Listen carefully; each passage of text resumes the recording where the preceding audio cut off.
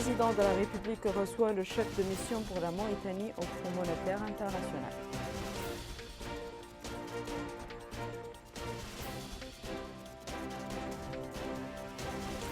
Le comité interministériel chargé du suivi de l'évolution du coronavirus fait le point de la propagation du virus dans le monde.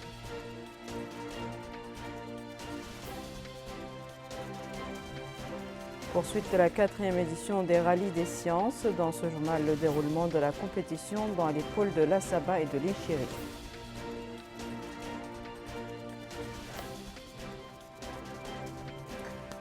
Bonsoir mesdames, mesdemoiselles et messieurs et merci de vous rejoindre à nous. Le courrier du président de la République. Avant de passer au développement de ces titres, M. Mohamed El-Cheikh Al-Ghazouani a adressé un message de félicitations au président de la République de Maurice à l'occasion de la célébration de la fête nationale de son pays.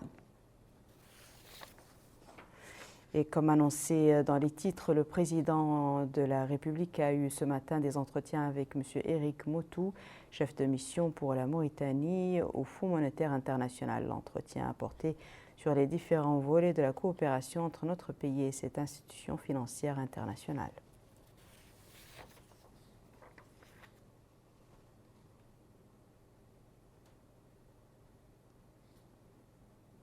À sa sortie d'audience, le chef de mission du FMI en Mauritanie a déclaré que les discussions portaient sur la conclusion de la 5e revue du programme soutenu par son institution ainsi que les 3 piliers des politiques économiques. Nous l'écoutons.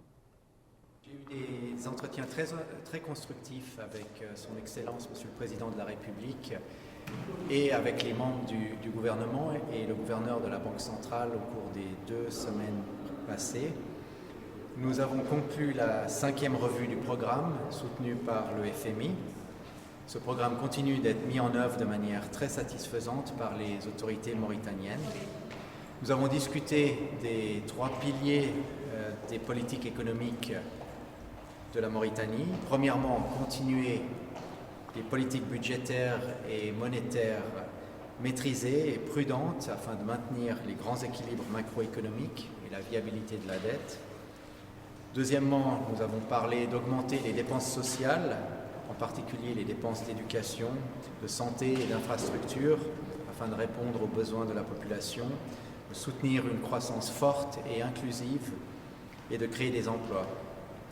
Et troisièmement, nous avons discuté de la poursuite des réformes institutionnelles, notamment concernant la collecte des impôts et des douanes, comment rendre les processus budgétaires plus efficaces, activer la politique monétaire, renforcer les normes prudentielles des banques, garantir un environnement des affaires favorable au développement du secteur privé, et renforcer la bonne gouvernance et la lutte contre la corruption. Nous avons aussi discuté de la conjoncture mondiale qui est très perturbée par l'épidémie du coronavirus. Et bien que, heureusement, la Mauritanie ne soit pas touchée par l'épidémie jusqu'à présent, un ralentissement de l'économie mondiale pourrait affecter fortement la croissance en Mauritanie à travers ses exportations en matières premières. Donc nous suivons ces développements de près et le FMI est prêt à tout moment à soutenir la Mauritanie financièrement en cas de besoin. Et le FMI continuera de soutenir le programme de réforme des autorités mauritaniennes. Je vous remercie. Monsieur Éric Motou, chef de mission pour la Mauritanie au FMI, a été par ailleurs reçu en audience par le Premier ministre, Monsieur Ismaël Ould-Bouadda El-Cheikh Sidiya. L'entrevue a été axée sur les relations de coopération existantes entre notre pays et le FMI et les moyens de les développer.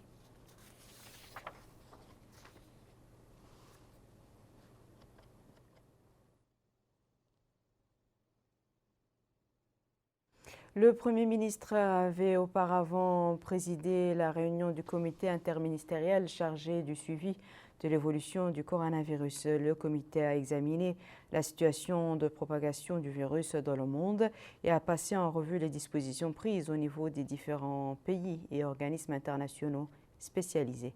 Le comité a insisté sur le fait qu'en dépit de l'absence de personnes atteintes jusqu'à là par le virus dans notre pays, le gouvernement est déterminé à prendre toutes les mesures prophylactiques nécessaires et à se préparer à toute évolution de la situation. conformément à la politique préventive face à tout développement qui pourrait influer négativement sur la santé des citoyens, leur sécurité et plus généralement sur leurs conditions de vie, en application des orientations de son Excellence le Président de la République, M. Mohamed El-Cheikh Al-Ghazouani. Dans ce cadre, le gouvernement a mis en place un plan d'action multidimensionnel dont l'exécution et le suivi sont assurés par tous les départements ministériels concernés. Ce plan d'action s'articule autour des principaux axes suivants. Une veille constante permettant une alerte précoce face à tout cas suspect ou atteinte avérée, la prise en charge rapide de cas détectés, la mise en place d'équipes de contrôle pourvues de moyens nécessaires à tous les points d'entrée du territoire, qu'ils soient terrestres, aériens ou maritimes, la mobilisation de tous les équipements matériels et médicaments nécessaires et leur répartition sur l'ensemble des régions du pays de façon à garantir une intervention rapide en tout point du territoire. La préparation en amont pour rendre disponible un nombre suffisant de lits et de sites d'hospitalisation pour les personnes atteintes. La sensibilisation constante et à large échelle à travers tous les moyens de communication pour faire connaître aux citoyens la nature du virus, ses voies de transmission, les précautions pour s'en prémunir et les moyens de son traitement. Le renforcement de la coopération et de la coordination avec tous les pays amis et les partenaires au développement afin de faciliter la mobilisation des ressources financières pour faire face au virus, de tirer profit des différentes expériences et expertises. Enfin, un comité technique a été chargé du suivi de ce plan d'action et de son adaptation à toutes les évolutions éventuelles de manière à rendre plus efficace et plus efficiente toute riposte en fonction du niveau de la propagation du virus dans le monde et de ses conséquences. Les rumeurs sur l'apparition du premier cas de coronavirus dans notre pays ont été démenties par le ministre de la Santé dans une déclaration à l'issue de la réunion du comité interministériel de veille. Dr Mohamed Nadir El-Hamd a confirmé qu'il n'y a pas de cas de coronavirus en Mauritanie. Je voudrais ici confirmer que la Mauritanie n'a pas de cas de coronavirus et qu'une rumeur s'est propagée autour d'un cas suspect qui est à la clinique Taziest. Ce cas est suivi actuellement. Une équipe s'est déplacée de Nouakchott pour mener les prélèvements. La confirmation sera donnée d'ici 20 heures, Inch'Allah. Le gouvernement, dès les premiers jours d'apparition de l'épidémie en Chine en décembre de l'année dernière, a mis en place un comité de veille qui a continué à suivre la situation internationale et qui a commencé à faire les préparatifs nécessaires afin d'assurer une prévention et une prise en charge en cas d'apparition. Et c'est dans ce cadre qu'un plan d'urgence un premier plan d'urgence a été élaboré au niveau du secteur de la santé. Et aujourd'hui, le Premier ministre a instruit le comité technique interministériel de réponse aux urgences pour développer dans les prochains jours un plan d'urgence multisectoriel permettant de prévenir et de se préparer à l'apparition éventuelle, de l'épidémie dans le pays, mais de prendre le devant, de s'assurer que les moyens sont disponibles, que les procédures sont là et que chacun connaît exactement le rôle qu'il doit jouer en cas d'apparition d'épidémie. Je précise ici que le gouvernement a pris les dispositions nécessaires pour que les moyens de santé, mais aussi les autres moyens nécessaires, soient mobilisés pour que le gouvernement soit totalement prêt à affronter l'épidémie en cas d'apparition. Toutes les situations seront planifiées et nous devons prendre l'expérience des autres qui aujourd'hui vivent déjà l'épidémie pour qu'on ne soit pas dans la même situation qu'ils ont vécue. Wassalamu alaikum wa rahmatullahi ta'ala wa barakatuh. Dr Mohamed Nadir El-Hamd était plutôt dans la journée l'hôte du centre d'orthopédie et de réadaptation fonctionnelle dont il a visité les services. Ce centre est spécialisé dans la fabrication des prothèses et chaussures orthopédiques en plus de la kinésithérapie naturelle. Abdelrahman Hamadan a suivi cette visite. Le centre d'orthopédie et de réadaptation fonctionnelle est une infrastructure de santé dont la création remonte à l'année 1983. Son rôle est de fabriquer et installer des prothèses et parachever le traitement des personnes recevant un traitement hospitalier. Le CNORF a été créé par décret en 1983. Sa vocation initiale était de fabriquer les appareillages pour les gens qui sont amputés. Et puis son deuxième volet d'activité se résume à la réadaptation fonctionnelle. Essentiellement, la population qui cherche des prestations ici, c'est une population d'handicapés physiques, le plus souvent, qui viennent pour une réadaptation fonctionnelle. Je donne un exemple.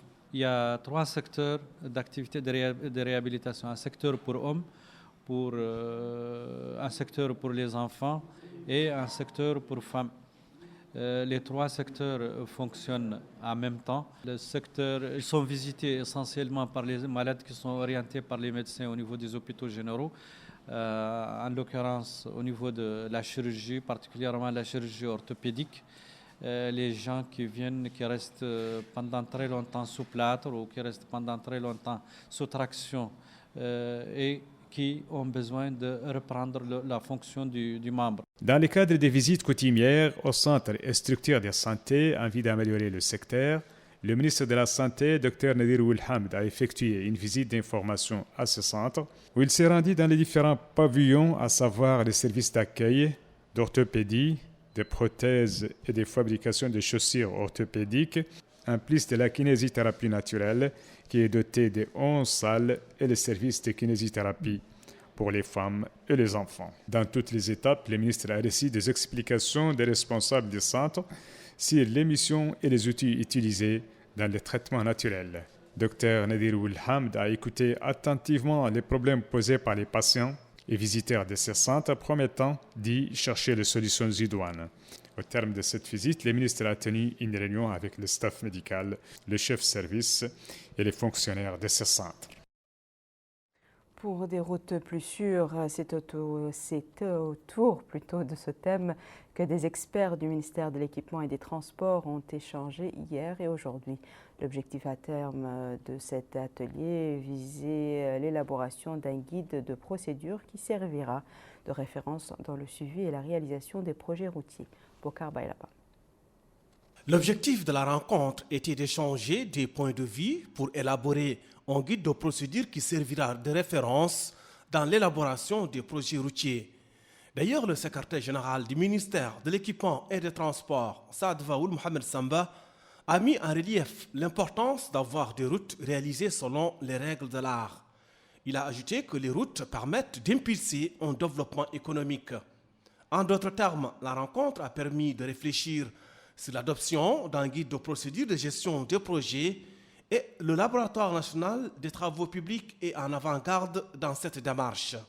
Notre vision, c'est ensemble de réfléchir à comment avoir une route plus sûre en Mauritanie. Il existe un diagnostic qui a été fait par le laboratoire national des travaux publics qui est connu de tous sur le rythme en Mauritanie, un diagnostic qui est alarmant pour la plupart. Sur certains projets, nous avons présenté ces états de dégradation aujourd'hui et on se questionne aujourd'hui pour apporter une réponse à ces dégradations qui ont été faites depuis quelques années. Dans le cadre donc, de cet atelier-là, nous avons mis en place un processus, holistique dans lequel il y aura un cycle donc, de séminaires. Et la semaine prochaine, nous avons proposé, en tant que laboratoire national des travaux publics, un guide, un manuel, donc un catalogue de dimensionnement des chaussées adapté aux conditions de vie et conditions géotechniques en Mauritanie. Ensemble, la rencontre a permis de faire le tour d'horizon de l'ensemble des déficiences constatées dans la réalisation de projets routiers en Mauritanie. L'Ordre national des avocats se félicite de l'annulation des poursuites judiciaires sur la base des opinions politiques. C'est qui ressort d'un communiqué rendu public aujourd'hui par le barreau, qui a par la même occasion félicité ceux qui sont revenus au pays récemment, hommes d'affaires, écrivains, journalistes et citoyens, à la faveur de l'annulation des procédures judiciaires dont ils faisaient l'objet sur la base de leur position politique. L'Ordre national des avocats, tout en considérant que cette mesure sauvegarde les principes de l'État de droit, garantit les droits de l'homme et l'ancrage des libertés, concrétise par ailleurs les orientations du président de la République, M. Mohamed El-Cheikh Al-Ghazouani, notamment dans l'unification de la diaspora du peuple de ce pays, orientation incarnée par le gouvernement du Premier ministre, M. Ismaël Bouadda El-Cheikh Sidiya. L'Organisation pour la mise en valeur du fleuve Sénégal, OMVS, a soufflé ce 10 mars les 48 bougies de sa création. L'occasion pour cette organisation sous-régionale qui regroupe, outre notre pays, le Sénégal, le Mali et la Guinée, de faire le bilan des réalisations accomplies jusqu'à là et les perspectives qui s'offrent à elle. L'OMVS a capitalisé un certain nombre d'infrastructures importantes, notamment l'édification du barrage de Diama, qui a permis la valorisation des terres cultivables de la vallée, suivie quelques années plus tard par les barrages de Manantali et Fellou au Mali, qui fournissent l'énergie hydroélectrique aux pays membres. L'OMVS ambitionne sans doute de renforcer ses réalisations par d'autres acquis, notamment la relance de l'activité fluviale sur le fleuve Sénégal. Notre invité sur ce plateau, en l'occurrence le haut-commissaire adjoint de l'OMVS, Dr Ibrahim Oulhmeyad, nous édifiera sans doute sur cet aspect. Monsieur le haut-commissaire, bonsoir et joyeux anniversaire. Bonsoir, merci beaucoup. Quelles sont les principales activités inscrites à l'ordre du jour de la commémoration du 48e anniversaire de l'OMVS? Bismillah ar-Rahman ar-Rahim, salatu wassalamu ala ashrafil mursalin. Permettez-moi d'abord de féliciter la chaîne Mauritanie pour l'accompagnement en ce moment très précieux pour l'OMVS. Comme vous le savez, notre organisation a vu le jour ici en Mauritanie le 11 mars 1972. Et donc, comme vous l'avez si bien dit, nous sommes au 41e anniversaire de notre organisation. C'est focalisé sur trois grands axes. Le premier axe, c'est la sécurité alimentaire, avec ses deux composantes, l'eau potable et l'agriculture. L'hydroélectricité dont vous avez parlé, avec des réalisations telles que Manantali, Filo, tout prochainement Gouina, avec le barrage également de Diama qui est anti-sel, comme vous l'avez si bien dit. Et le troisième volet, vous avez parlé aussi de ça, c'est la navigation.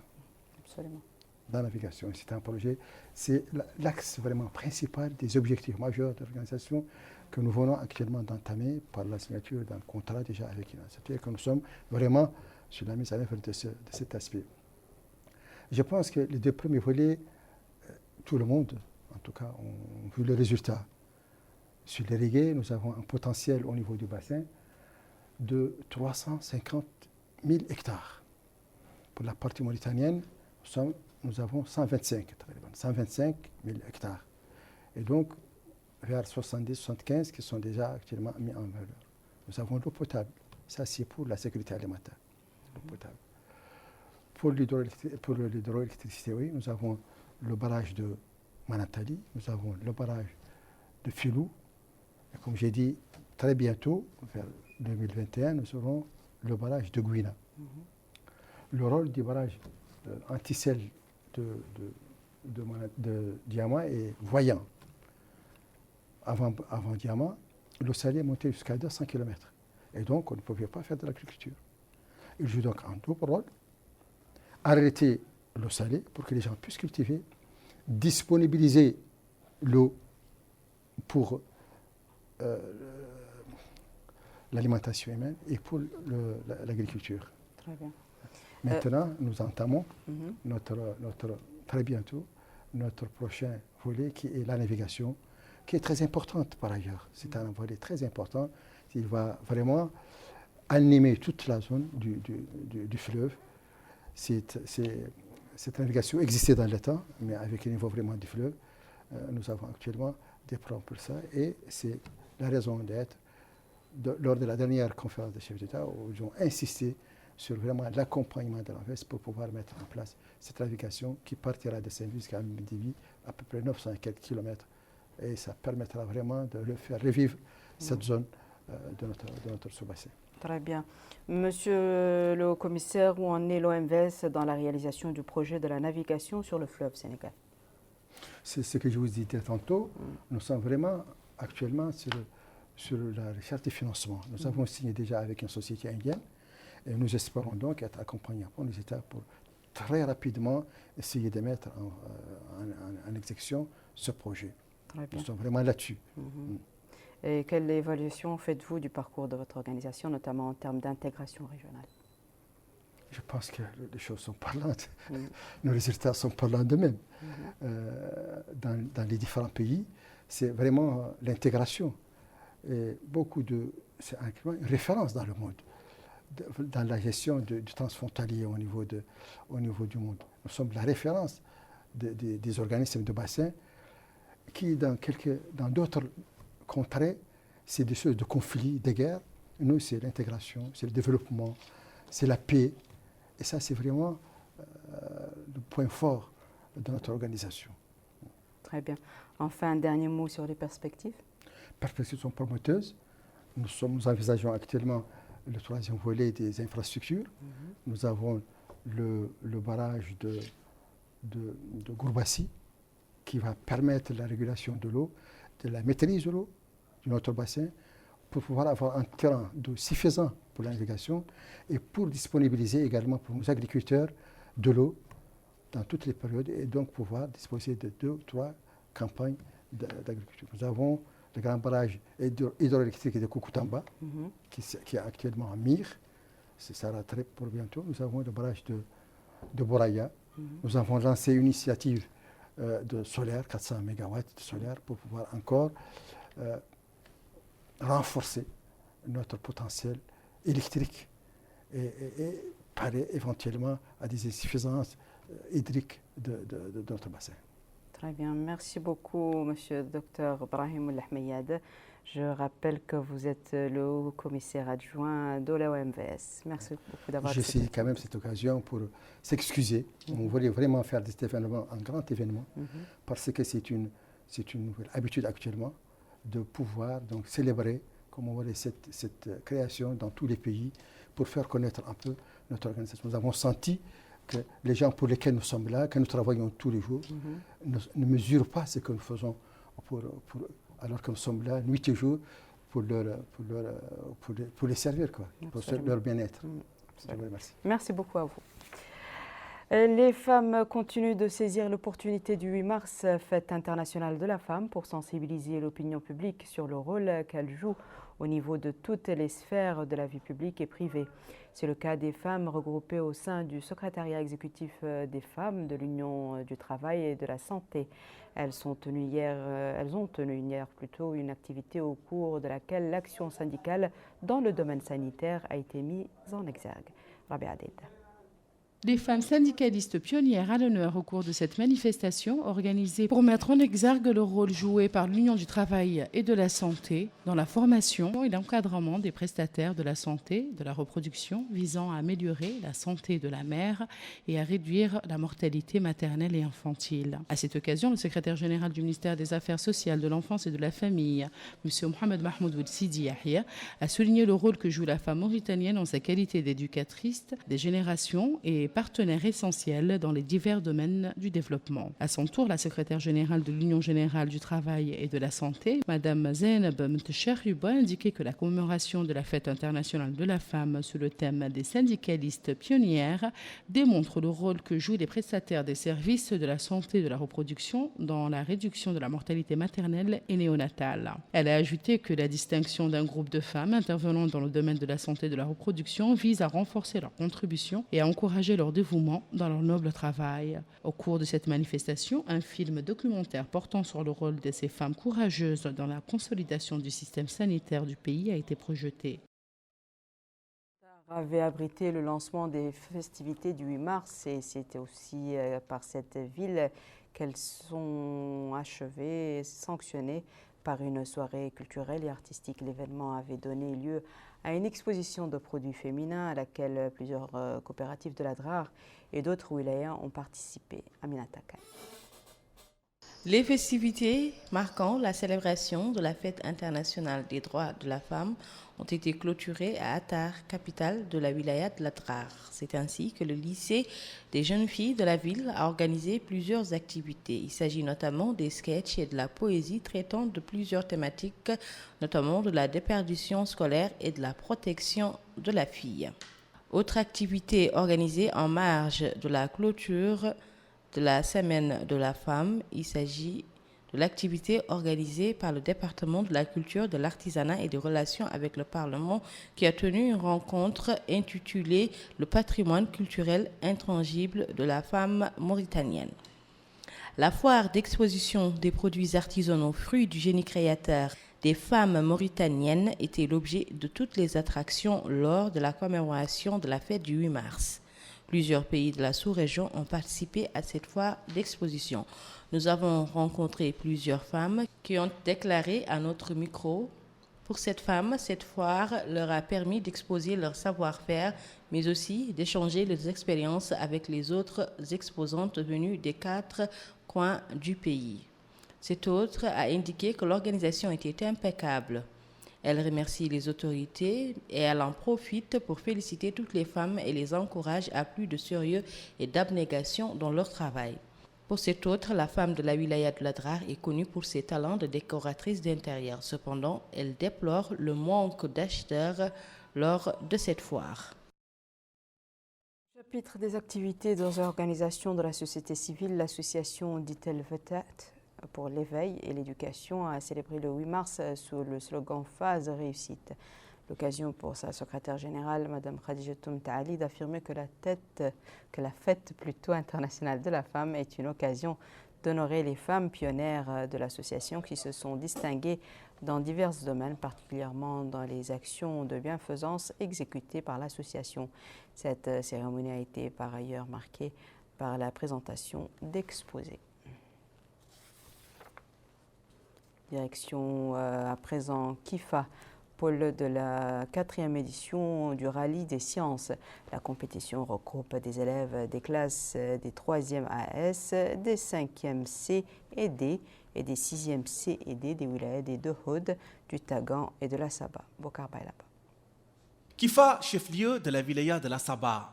La ville abrite le concours du rallye des sciences pour l'obtention du prix du président de la République 4e édition. Les participants formés autour des équipes viennent de Dohod, le Tagant et la Saba bien entendu. Ainsi, le conseiller du Wali chargé des affaires administratives, Ebiour Mohamed Barek, a d'abord souhaité plein de réussite aux participants. Ensuite, il a souligné l'importance de l'éducation pour le développement du pays en général et les sciences en particulier. De son côté, le coordinateur de supervision de la mission, Bahar Ould Sadve, a indiqué que cette compétition concerne les élèves de 3e AS, 5e CD et 6e CD, rappelant que le concours touche les matières scientifiques. Les participants ne sont pas en reste. Pour cet élève, le concours s'est bien passé, espérant décrocher ce prestigieux prix pour sa wilaya. C'est aussi le sentiment pour cet élève qui souhaite que cette 4e édition soit la bonne pour l'équipe de sa wilaya. Cet élève va lui aussi de son avis. Il fonde beaucoup d'espoir sur ce concours, espérant qu'il lui portera chance. Pour rappel, ce rallye est un concours scientifique dont le candidat est une classe entière dans laquelle tous les élèves doivent communiquer et participer à la solution retenue. L'objectif est de valoriser les sciences auprès des élèves. Les collègues du Nord sont également à l'épreuve pour décrocher le prix du président de la République des sciences. Aminata Khan nous décrit l'ambiance de cette compétition dans la capitale de l'Inchiri. Aminata Khan. Le rallye des sciences sanctionné par le prix du président de la République se poursuit dans les villes de l'intérieur du pays. À Akjoujt, capitale de la wilaya de l'Inchiri, les élèves redoublent d'efforts et d'ardeur pour obtenir la première place. Cette compétition revêt une importance particulière à bien des égards.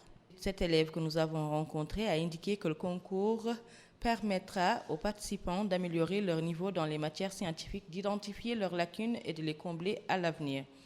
Il indique également qu'il s'agit d'une compétition importante et qu'il veut remporter ce prix. Cet autre élève indique que les conditions du déroulement de ce concours se déroulent très bien. Ça va, machallah, la compétition s'était bien passée. Je remercie nos adversaires, mes coéquipiers et tous nos encadreurs et ceux qui sont responsables de nous. Aussi, j'ai trouvé que cette compétition, c'était une compétition très bien, machallah. Et je remercie tous nos adversaires et ceux qui nous soutenus. J'aimerais aussi que ça se reproduise l'année prochaine. L'objectif de ce concours est de promouvoir le système éducatif national et d'accroître les capacités des élèves dans les domaines scientifiques, ce qui est indispensable pour accompagner les nouveautés de l'époque. C'est un concours organisé par le ministère de l'Éducation. Le rallye porte sur les mathématiques, les sciences, la chimie et la physique. Fermons ce journal par la clôture hier des travaux de la semaine mauritanienne de l'action climat, marquée par la présentation de différentes activités tendant à apporter des solutions aux questions de l'environnement à partir de différents angles, l'éducation et la sensibilisation. Le vice-président du conseil régional, M. Hemmin Oul-Sidi, a précisé que la semaine s'inscrit dans le cadre des efforts déployés par la communauté internationale dans le but de limiter les conséquences négatives des changements climatiques. L'activité était organisée par le mouvement des jeunes pour le climat avec la collaboration du ministère de l'Environnement et du Développement durable et le Conseil régional de Nouakchott. Voici à présent, mesdames et messieurs, le rappel des titres. Le président de la République reçoit le chef de mission pour la Mauritanie au Fonds monétaire international.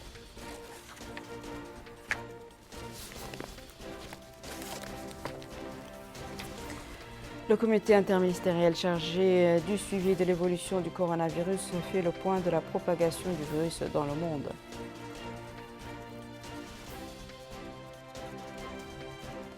Poursuite de la 4e édition des rallyes des sciences. Dans ce journal, le déroulement de la compétition dans les pôles de la Saba et de l'Inchiri.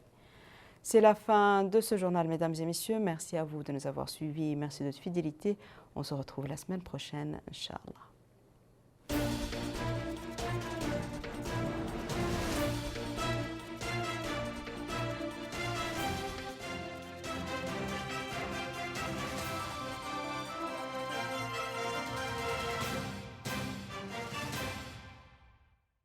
Du coronavirus dans notre pays, le ministère de la Santé appelle l'ensemble de la population à la sérénité et au respect des mesures d'hygiène recommandées. Se laver les mains régulièrement avec de l'eau et du savon ou utiliser une solution hydroalcoolique.